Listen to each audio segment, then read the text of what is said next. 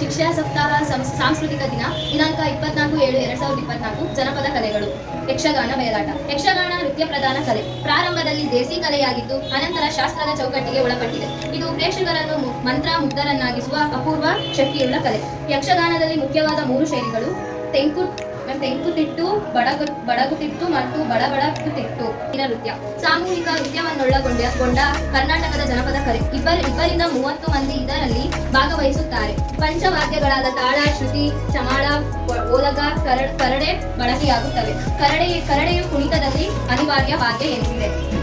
ಕಂಸಾಳೆ. ದಕ್ಷಿಣ ಕರ್ನಾಟಕದ ಜನ ದೀಪಾವಳಿ ಹಬ್ಬದ ಸಂದರ್ಭದಲ್ಲಿ ಮಹದೇಶ್ವರನ ಕಾವ್ಯವನ್ನು ಹೀಗೆ ಹಾಡುತ್ತಾ ಕಂಸಾಳೆಯೊಂದಿಗೆ ಕುಣಿಯುತ್ತಾ ಮಹದೇಶ್ವರನ ಬೆಟ್ಟಕ್ಕೆ ಹೋಗುವುದು ವಾಡಿಕೆ. ಕಂಸಾಳೆಯು ಮಲೆಯ ಮಹದೇಶ್ವರನ ಭಕ್ತರಾದ ದೇವರ ಗುಡ್ಡರು ಎಂಬ ಧಾರ್ಮಿಕ ನುಡಿ ಗಾಯಕರು ಬಳಸುವ ಕಂಚಿನ ತಾಳಗಳು. ಇದೊಂದು ಧಾರ್ಮಿಕ ಜನಪದ ವಾದ್ಯ.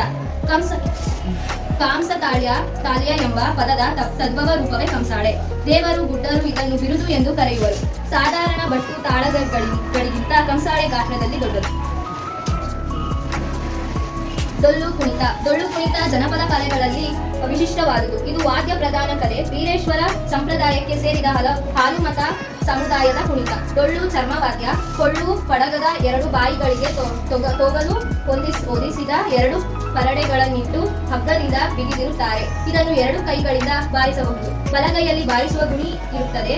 ಗುಣಿಯಿಂದ ಬಾರಿಸಿದ ಗತಿಗೆ ಹೊಂದಿಕೆಯಾಗುವಂತೆ ಎಡಗೈಯಿಂದ ಲಾಪು ಹಾಕಲಾಗುತ್ತದೆ. ಭರತನಾಟ್ಯವು ದಕ್ಷಿಣ ಭಾರತದ ಒಂದು ಪಾರಂಪರಿಕ ನೃತ್ಯ ಕಲೆ. ಭರತ ಮುನಿಯಿಂದ ರಚಿಸಲ್ಪಟ್ಟ ನಾಟ್ಯಶಾಸ್ತ್ರ ಕೃತಿಯಲ್ಲಿ ಇದರ ಮೊದಲು ಉಲ್ಲೇಖವಿರುವುದರಿಂದ ಭರತನಾಟ್ಯ ಎಂದು ಕರೆಯಲ್ಪಟ್ಟಿದೆ. ಪುರಂದರದಾಸವರೇಣ್ಯರು ಆಡಿದೆನೋ ರಂಗ ಎನ್ನುವ ಪದದಲ್ಲಿ ಭರತನಾಟ್ಯದ ವರ್ಣನೆಯನ್ನು ಮಾಡಿದ್ದಾರೆ.